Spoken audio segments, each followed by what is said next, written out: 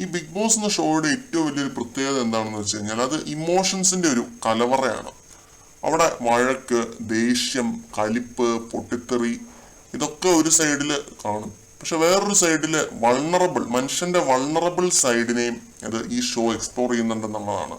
മാനസികമായിട്ട് തളരുന്ന ഒരു അവസ്ഥയും പൊട്ടിക്കരയേണ്ടി വരുന്ന ഒരു അവസ്ഥയും ഒറ്റപ്പെടലും അതേപോലെ തന്നെ ചിരി, കളി തുടങ്ങിയ ആ രീതിയിലുള്ള ഇമോഷൻസും എല്ലാ തരത്തിലുള്ള ഇമോഷൻസിനെയും കവർ ചെയ്യുന്ന ഒരു ഷോയാണ് ഇത്.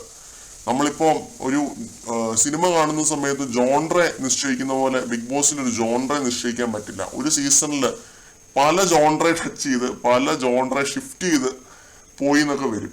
ഓരോ നിമിഷവും ഓരോ ജോൺറയാണ്.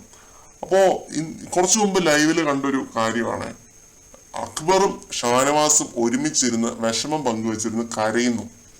ഒന്ന് ഓർത്തോണം, കുറെ നേരം മുമ്പ് വഴക്കുണ്ടാക്കിയ രണ്ടുപേരാണ്. കൺഫെഷൻ റൂമിൽ പോയി ബിഗ് ബോസിന്റെ വായിലിരിക്കുന്നവരെ കേട്ട രണ്ടുപേരാണ്. വഴക്കുണ്ടാക്കിയതിന്റെ പേരിൽ ബിഗ് ബോസിന്റെ വായിരിക്കുന്നവരെ കേട്ട രണ്ട് മത്സരാർത്ഥികളാണ് ഷാനവാസും അക്ബറും. അപ്പൊ ഇവരിങ്ങനെ ആ ഒരു മൈജി കോർണറിന്റെ അവിടെ ഇരുന്ന് വിഷമം പങ്കുവെച്ചിരുന്ന കരയുവാണ്. ഉമ്മയുടെ കാര്യവും വീട്ടിലെ കാര്യവും മിസ് ചെയ്യുന്നു, വീട് മിസ് ചെയ്യുന്നു എന്നൊക്കെ പറഞ്ഞിട്ട് രണ്ടുപേരും ഇരുന്നങ്ങ് കരയുവാണെന്നേ. എന്നിട്ട് അപ്പോഴാണ് അവർ മനസ്സിലാക്കുന്നത് ഒന്ന് പരിചയപ്പെട്ടിട്ട് കൂടി ഇല്ലായിരുന്നു, ഇതുവരെ ഒന്ന് പരിചയപ്പെട്ടിട്ട് കൂടി ഇല്ലായിരുന്നു. ആ സമയത്താണ് അക്ബറുടെ ഭാര്യയാവാൻ പോകുന്ന ഒരു പുള്ളിക്കാരത്തിയുടെ പേരൊക്കെ ഷാനവാസ് ചോദിക്കുന്നത്. അപ്പൊ അത് അക്ബർ വളരെ സന്തോഷത്തോടു കൂടി തന്നെ പറഞ്ഞു കൊടുക്കുന്നുണ്ട്. ഷാനവാസിന്റെ വീട്ടിലത്തെ വിശേഷങ്ങൾ പറഞ്ഞു കൊടുക്കുന്നുണ്ട്. അക്ബറിന്റെ വാപ്പയുടെ കാര്യം പറഞ്ഞു കൊടുക്കുന്നുണ്ട്. വാപ്പ ദുബായില് ഡ്രൈവർ ആയിരുന്നു, അങ്ങനെ എന്തോ പേഴ്സണൽ കാര്യങ്ങൾ ഇവര് പറയുന്നുണ്ട്. ഇപ്പോഴാണ് ഇവരൊന്ന് മനസ്സിരുത്തിയിരുന്ന് സംസാരിക്കുന്നത്.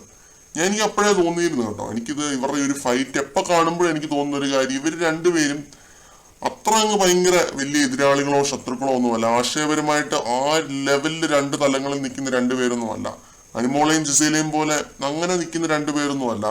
വളരെ സമാനമായ സിറ്റുവേഷൻസിലൂടെ കടന്നു പോയിട്ടുള്ള, സമാനമായ ബാക്ക്ഗ്രൗണ്ടും സമാനമായ കാര്യങ്ങളും ഉള്ള, കോമൺ ആയിട്ട് ഒരുപാട് കാര്യങ്ങളുള്ള രണ്ടുപേരാണ്.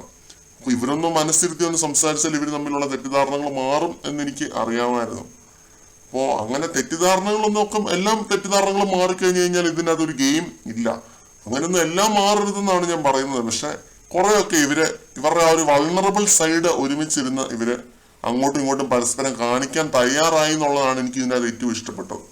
അല്ലാതെ മാറിയിരുന്ന് രണ്ടുപേരും ഓരോ മൂലയിലിരുന്നല്ല കരഞ്ഞു, ഒരുമിച്ചിരുന്ന് തന്നെ കരഞ്ഞു.